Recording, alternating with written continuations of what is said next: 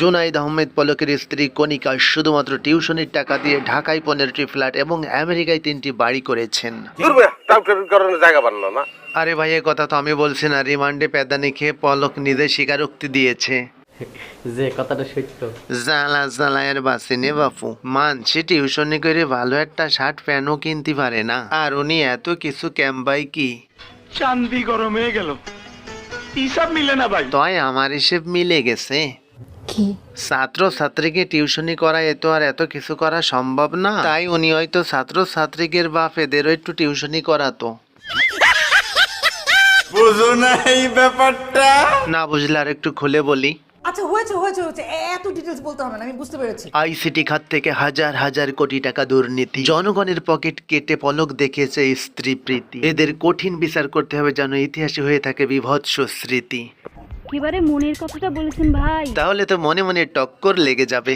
মনে মনে লাগলো টক্কর।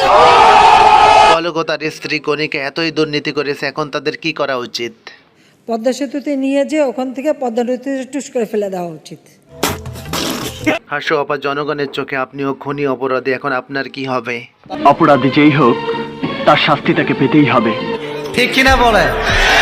রাজনীতি অঙ্গনের এমপি মন্ত্রীদের অপরাধের জন্য কঠিন বিচার করা উচিত, যেন আগামীতে 2-3 প্রজন্ম এই ধরনের অপরাধ করার আগে আটকে ওঠে। একদম ঠিক কথা। তবে আমি বলবো পলক ও তার স্ত্রীর যে অবৈধ টাকা রয়েছে সব বাজেয়াপ্ত করা হোক। জ্বালা জ্বালায়ের বাসিনে বাপু, খালি উনাকে বাজেয়াপ্ত করলে হবে না, নে পলকের বউডারেও বাজেয়াপ্ত করে আমার হোয়াইট হাউসে পাঠাই দাও। ঠিক কেন? না মানে ওই আমিও 2-3 মাস টিউশনি করতাম আর কি। কথা সেটা না, কথা হচ্ছে যত তাড়াতাড়ি সম্ভব পলকের স্ত্রী কণিকাকেও দেশে ফিরিয়ে এনে বিচারের আওতাভুক্ত করা হোক। আচ্ছা, সেই পড়ে না সহির পলক কি তার বন্ধুর বারাত নিয়ে গেছে?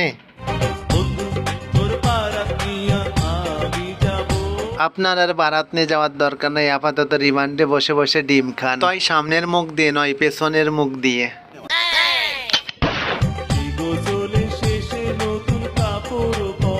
এই নাইশোগি সামাল কথায় কথায় বাংলাদেশের ইন্টারনেট বন্ধ করে দিত, আর এখন বাংলাদেশের জনগণ ওর এই নেটওয়ার্কেতে বাইর করে দিয়েছে। এইবার জেলখানায় বসে বসে হিসেব করো, কত দানে কত চালের হিসাব তোমার করলে হবে না, নে তোমার করতে হবে কত দানে কত খুদ।